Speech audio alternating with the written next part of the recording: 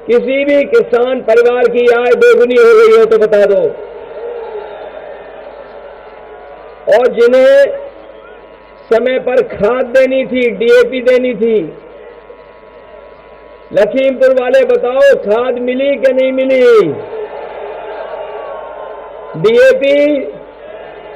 और जब बोरी देखी होगी तो बोरी में से चोरी हो गई कि नहीं हो गई? ये वो लोग हैं जो कभी कहते थे कि हवाई चप्पल पहनने वाला हवाई जहाज में चलेगा। याद है कि नहीं याद है कि हवाई चप्पल में चलने वाला हमारा गरीब मजदूर हवाई जहाज में चलेगा। और जब से सरकार में आ गए हैं, डीजल पेट्रोल इतना महंगा कर दिया है कि गरीब की गाड़ी नहीं चल सकती, नौजवान की मोटरसाइकिल नहीं चल पा रही। इन्होंने लगातार डीजल पेट्रोल महंगा किया है। बताओ महंगा किया कि नहीं किया? गरीबों की जेब काट करके अमीरों की तिजोरी भर रहे हैं। जब शुरू में चुनाव हुआ तो ये बहुत डोर टू डोर कैंपेन कर रहे थे। इनके नेता डोर टू डोर कैंपेन कर रहे थे और कुछ लोग तो थूक लगा करके पर्चा बांट रहे थे। और अब जनता का आक्रोश देख करके दूर से प्रचार कर रहे हैं, दूर दूर से। जब से जनता का आक्रोश देख लिया इन्होंने, इनका डोर टू डोर कैंपेन बंद हो गया है। अब दूर दूर से कैंपेन कर रहे हैं, दूर दूर से प्रचार कर रहे हैं। और ये जब घरों में गए तो इन्हें लाल वाला सिलेंडर दिखा दिया गया कि बताओ सिलेंडर पहले कितना महंगा था और आज कितना महंगा हो गया है। उसी दिन से इनका डोर टू डोर कैंपेन बंद हो गया है।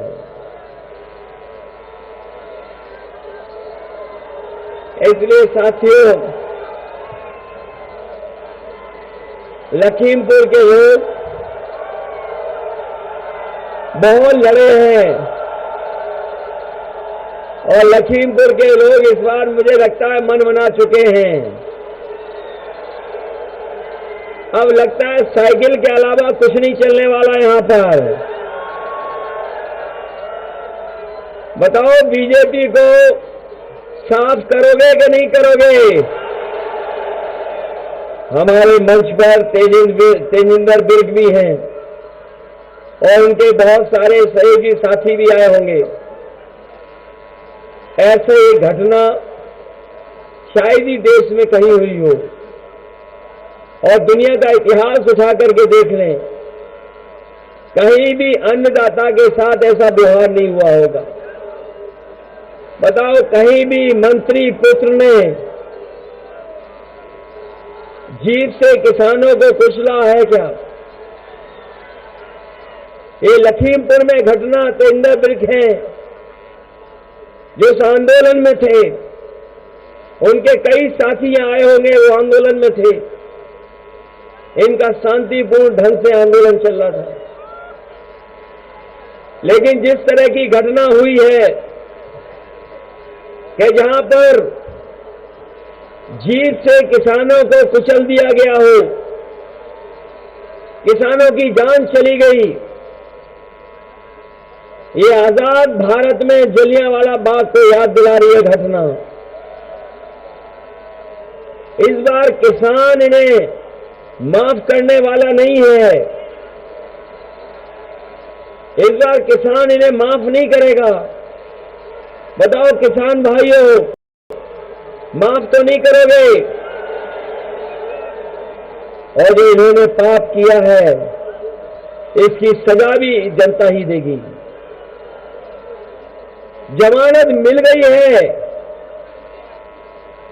ये लोग जो जमानत ले लिए हैं, जमानत मिल गई जिन्हें, लेकिन अभी जनता की अदालत में इन्हें जमानत नहीं मिली है। और ये जब वोट पड़ेगा जनता का, किसानों का, नौजवानों का, तो न केवल लखीमपुर बल्कि आने वाला चुनाव जो और चरणों का है, सब जगह भारतीय जनता पार्टी की जमानत जब्त होने वाली है। बताओ लखीमपुर के किसान भाइयों, जमानत जब्त कराओगे कि नहीं कराओगे? कोई सोच सकता था कि ऐसी घटना हो जाएगी? याद रखें भारतीय जनता पार्टी के लोग, ये जमानत इसलिए जल्दी जल्दी करवा रहे हैं क्योंकि इन्हें भी पता लग गया है कि सरकार बदलने वाली है, और सरकार बनेगी तो पैरवी भी ढंग से होगी। और पैरवी के साथ साथ जिन लोगों ने ऐसे अपराधियों को पालन पोषण किया है, उन्हें भी सजा दिलाने का काम समाजवादी सरकार में होगा।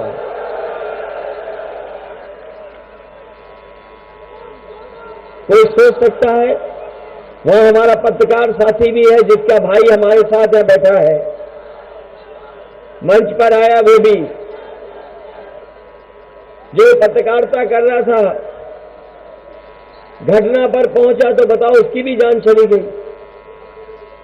अगर जान जाने का और इतनी बड़ी घटना का कोई दोषी है तो वही मंत्री पुत्र हैं जिनकी वजह से इतने लोगों की जान गई। अगर कोई दोषी है तो वो भारतीय जनता पार्टी की सरकार दोषी है। न केवल यहां पर किसानों की इस तरह जान ली गई, ये तो तेजिंदर बिग जिंदा बच गए। कोई नहीं सोचता था कि इनकी जान बच जाएगी। जिस समय समाजवादी पार्टी के लोग इनके पास पहुंचे, इनके सहयोगी साथी पहुंचे, कोई पहचान भी नहीं सकता था। अगर सही इलाज नहीं होता, इन्हें बाहर इलाज ना होता, तो शायद ये हमारे बीच जिंदा नहीं बैठे होते। और यही नहीं, जाने ली, कितनी जाने ली बीजेपी की सरकार ने। कौन भूल जाएगा कि इतना बड़ा आंदोलन चला दिल्ली में, हमारे किसान वहां बैठे रहे धरने पर, न जाने क्या क्या सरकार ने किया आंदोलन को रोकने के लिए। बोर्ड लगा दिए गए, कीलें लगा दी गई, कोई आ नहीं सकता था, बैरिकेडिंग थी। जो कुछ सरकार कर सकती थी जगह जगह रोक करके। अगर कोई डीजल भरवाने जाता था ट्रैक्टरों में तो डीजल नहीं मिलता था। अगर वो चिन्हित कर लेते थे तो मुकदमे लग जाते थे। घरों पर दबिश करने पुलिस जाती थी। लेकिन हम अपने किसानों को बधाई देंगे, इन बहादुर किसानों ने उस आंदोलन को पीछे नहीं हटे आंदोलन में, और अंतर्गत सरकार को पीछे हटना पड़ा। वो काले कानून वापस सरकार को लेने पड़ गए। और याद रखना, बीजेपी वाले ऐसे हैं, कोई भी कानून कभी भी ला सकते हैं। ये कानून इसलिए भी वापस लिए हैं कि जहां किसान और हमारे पूरे देश के किसान पीछे नहीं हटते, वही उन्हें पता था कि उत्तर प्रदेश और पंजाब में चुनाव आ गया तो कहीं पंजाब की तरह उत्तर प्रदेश में भी सीटें खाली न हो जाएं, कुर्सियां खाली न रह जाएं। वोट को देखते भी लिए हैं तीनों कानून वापस। इसलिए हम बधाई देना चाहते हैं अपने किसान भाइयों को।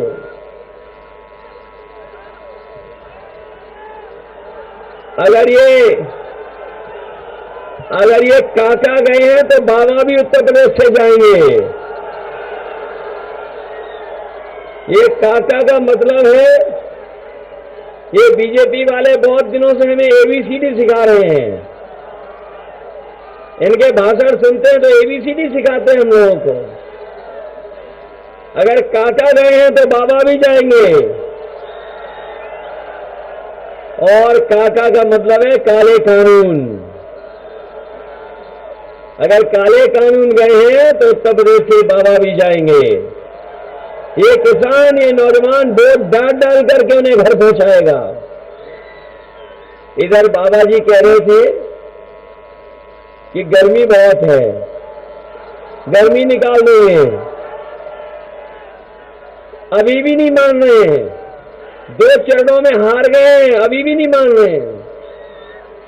ये तीसरे चरण का वोट पर जान दो और फिर चौथे में आप लोग डाल देना। वैसे तो पहले चरण के बाद ही इनके नेता कार्यकर्ता ठंडे हो चुके हैं। ये गर्मी निकालने वालों के कार्यकर्ता नेता पहले चरण के बाद ही ठंडे हो चुके हैं, दूसरे में शून्य हो गए थे और इस बार शून्य हो जाएंगे जब वोट पड़ेगा। और गर्मी निकालने वालों के इस बार जनता भाप निकाल देगी, भाप। बताओ भाप निकालोगे कि नहीं निकालोगे? और अपने नौजवानों को हम कह के जा रहे हैं कि बहुत दिनों से फौज की भर्ती नहीं हुई है, पुलिस भर्ती भी। ये गर्मी निकालने की बात कर रहे हैं तो समाजवादी सरकार बनेगी तो नौजवानों के लिए फौज में और पुलिस में नौकरी निकाल करके इनको आगे बढ़ाने का काम करेंगे। न केवल फौज में पुलिस में, बल्कि आप जानते होंगे 11,000 पद खाली हैं। 11 लाख सरकार में पद खाली है, 11 लाख। समाजवादी सरकार बनेगी तो 11 के 11 लाख पदों को भर करके नौजवानों को नौकरी देने का काम होगा।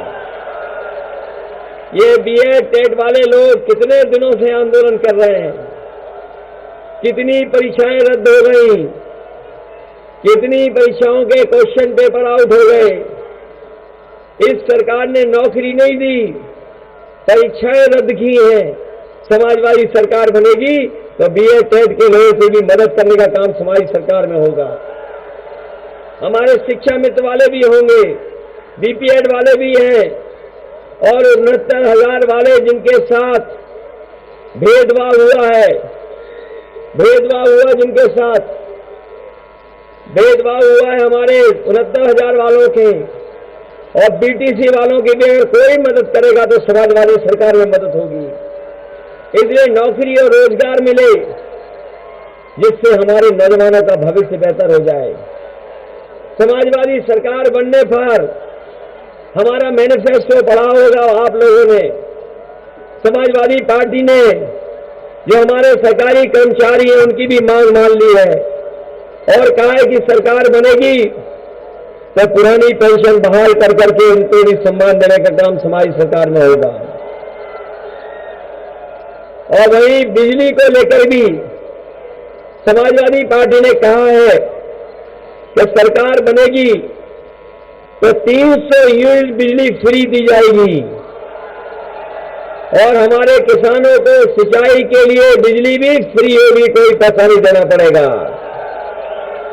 समाजवादी पार्टी ने यहां पर एग्रीकल्चर का भी बनाया था, एग्रीकल्चर का कॉलेज बना दिया था और भी सुविधाएं दी थी, सड़क से लेकर के बिजली, तमाम सबस्टेशन, अस्पताल, बहुत सारी सुविधाएं दी थी। आने वाले समय में सरकार बनेगी तो मंडी को कैसे बेहतर करें और मंडियों के बेहतर करने के साथ साथ खरीद केंद्रों पे अपने किसानों को एमएसपी दिलाने के लिए भी फैसला सरकार की तरफ से होगा, जिससे हमारे किसानों को एमएसपी पे फसलों की खरीद हो जाए।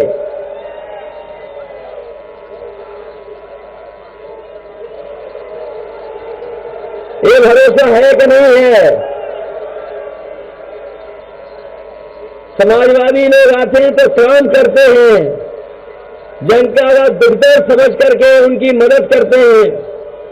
याद होगा कोरोना में बहुत सी चीजें बंद हो गई थी, कोरोना में सब कुछ बंद हो गया था। अगर उस समय कोई मदद कर रहा था तो वो समाजवादी एम्बुलेंसेज थी, गरीबों की मदद कर रही थी। हम अपने गरीबों को, गांव में रहने वाले लोगों को भरोसा दिला के जा रहे हैं। हमें अगर अस्पताल अच्छे बनाने पड़ेंगे तो बनाएंगे, दवाइयों से लेकर के जांचें गरीबों की फ्री होगी, कोई पैसा नहीं लगेगा। और अगर एम्बुलेंस भी बढ़ानी पड़ी तो एम्बुलेंस बढ़ा करके गरीबों की मदद करने के लिए समाजवादी सरकार में फैसला लेंगे। इधर पुलिस को लेकर के भी बहुत सुधार किया था सरकार ने। 100 नंबर इसलिए बनाया था कि हमारे गरीबों को थाने में ना आना पड़े, कहीं घटना हो, कहीं विवाद हो जाए तो फोन करें, पुलिस वहीं पर मदद के लिए पहुंच जाए। इसलिए 100 नंबर बनाने का काम हुआ था। और जब से बाबा जी ने 100 को 112 किया है, तब से हमारी पुलिस का भी इन्होंने कनारा कर दिया। ये डबल इंजन की सरकार, इस डबल इंजन सरकार में अगर कोई चीज डबल हुई है तो वो भ्रष्टाचार, महंगाई और लोगों को अपमान करने का काम भी इनकी सरकार में दुगना हुआ है। ये लोग जो लगातार चीजों को बेच रहे हैं, हवाई जहाज बेच दिया, हवाई अड्डे बेच दिए, पानी का जहाज बेच दिए, बंदरगाह बेच दिए, रेलगाड़ियां बेच दी और रेलवे स्टेशन बेच दिए, रेलवे स्टेशन के आसपास जो जमीनें वो बेच दी। और ये इसलिए बेच रहे हैं, आप में से कहावत सुनी होगी, न रहेगा बांस तो जब सब बिक जाएगा तो फिर क्यों आरक्षण देंगे। इसलिए सब चीज बेच करके प्राइवेट कर दे रहे हैं, जिससे हमारे तमाम लोगों को जो बाबा साहब भीमराव अम्बेडकर जी ने दिया था अधिकार और सम्मान, उसको भी छीनने की साजिश हो रही है। इसलिए विशेष आपसे हम कहकर के जा रहे हैं, चाहे हमें धान खरीदना पड़ जाए, धान खरीद के लिए इंतजाम करना पड़े और मंडियों की व्यवस्था ठीक करनी पड़े, खरीद केंद्र बनाने पड़े। और वही हमारा ये लखीमपुर ऐसा क्षेत्र है जो कई जिलों के बराबर गन्ना पैदा करता है। हमारे गन्ने वाले किसान हैं, इन्हें समय समय पर आंदोलन करना पड़ता है क्योंकि ये किसानों का चीनी मिल से भुगतान नहीं होता है, समय पर भुगतान नहीं कर पाती चीनी मिलें। मुख्यमंत्री कुछ भी कहते रहे, लेकिन अभी भी हमारे किसानों का पैसा गन्ने का बकाया है, अभी भी चीनी मिलें नहीं दे पाई हैं। हम अपने किसान भाइयों को कह के जा रहे हैं, गन्ने का भुगतान के लिए आपको 15 दिन का इंतजाम किया जाएगा, 15 दिन से ज्यादा आपको इंतजाम नहीं करना पड़ेगा। और ये भी कह के जा रहा हूं कि आपको गन्ने के भुगतान के लिए धरने पर नहीं बैठना पड़ेगा। हम बजट से अलग से फार्मर्स कॉर्पस फंड बना रहे हैं, और फार्मर्स कॉर्पस फंड इसलिए बना रहे हैं बजट से कि हमारे किसानों का समय पर गन्ने का भुगतान हो जाए, इस पैसे से किसानों को मदद करने का काम होगा।